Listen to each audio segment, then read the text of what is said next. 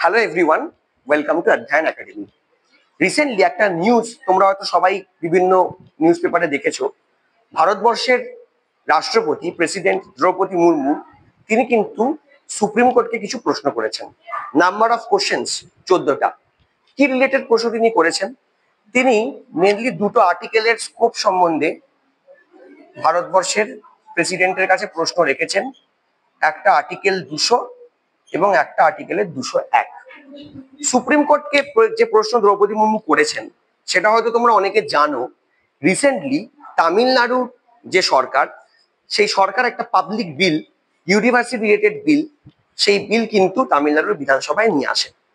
যে বিল প্রাথমিকভাবে বিধানসভায় পাশ হয়ে তারপর সেটা পৌঁছে যায় তামিলনাড়ুর গভর্নর আর.এন. রবির কাছে। আর.এন. রবি সেই বিলের ক্ষেত্রে প্রথমে সাসপেন্সিভ ভেটো ইউজ করেন, অর্থাৎ সেই বিলকে রিটার্ন করে দেন তামিলনাড়ুর বিধানসভায়। দ্বিতীয়বার যখন বিধানসভা থেকে সেই বিল ফিরছে গভর্নরের কাছে, তেমন চেঞ্জেস বা অ্যামেন্ডমেন্ট কিছু হয়নি যেটা চেয়েছিলেন গভর্নর করতে, তখন গভর্নর কিন্তু সেই বিলে সই না করে সেই বিলগুলিকে পাঠিয়ে দেন দ্রৌপদী মুর্মুর কাছে, প্রেসিডেন্টের কাছে। মাথায় রাখবে, একটি বিল যখন গভর্নরের কাছে আসে তখন গভর্নর কি কি অ্যাকশন করতে পারে সেই বিলের এগেনস্টে? এক, সেই বিলকে সই করে আইনে পরিণত করা যেতে পারে অ্যাসেন্ট দিয়ে। দ্বিতীয়ত যেটা বলতে পারে, সেই বিলটার ক্ষেত্রে বিলটাকে রিজেক্ট করে দিতে পারে গভর্নর, তিনি সই করলেন না, অ্যাবসলিউট ভেটো প্রয়োগ হতে পারে।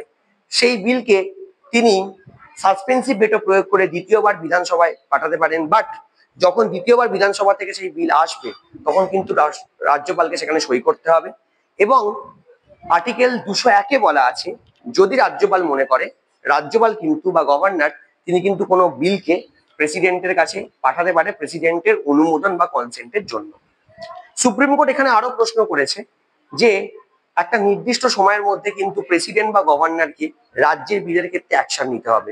অর্থাৎ এমন নয় যে গভর্নর দিনের পর দিন সেই বিলটাকে ফেলে রেখে দিলেন, বা প্রেসিডেন্টের কাছে সেই বিলটা পাঠানো হলো গভর্নরের তরফ থেকে, প্রেসিডেন্ট সেই বিলটার উপর কোনো অ্যাকশন নিলেন না দিনের পর দিন, সেটা হবে না। একটা নির্দিষ্ট সময়ের মধ্যে কিন্তু অ্যাকশনটা নিতে হবে, সেটা গভর্নরকে বা প্রেসিডেন্টকে। এই প্রশ্নগুলো নিয়ে যেহেতু খুব প্রশ্ন এখানে ওঠে যে কি করেই বা সুপ্রিম কোর্ট এতটা এক্সট্রিম কাজ করতে পারে, এবং আমরা অনেকেই জানি তামিলনাড়ুর ক্ষেত্রে যেটা হয়েছে, এই বিলগুলো তো সেইভাবে অ্যাসেন্ট ছাড়াই কিন্তু সুপ্রিম কোর্ট এগুলোকে আইনে পরিণত করে দিয়েছে, যেটা একটা সুপ্রিম কোর্ট এক্সেসিভ পাওয়ার আর্টিকেল 142-তে বলা আছে সুপ্রিম কোর্ট প্রয়োগ করেছে।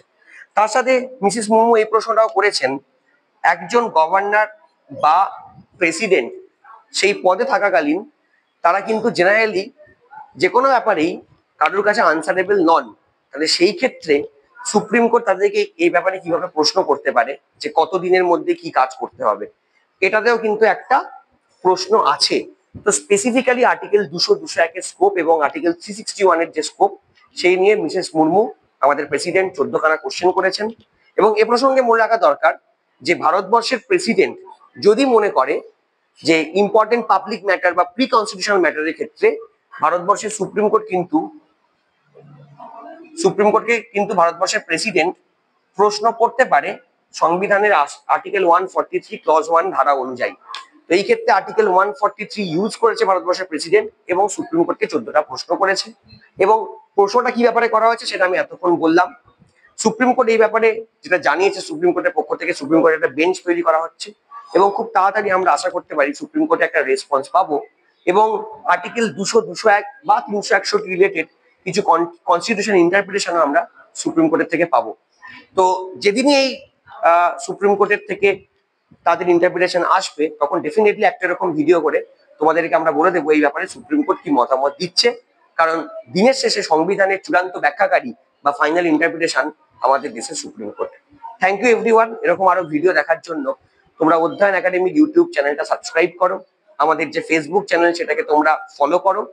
আশা করি অনেক ছোট ছোট প্রশ্ন, এর উত্তর তোমরা এখানে পেয়ে যাবে। Thank you everyone.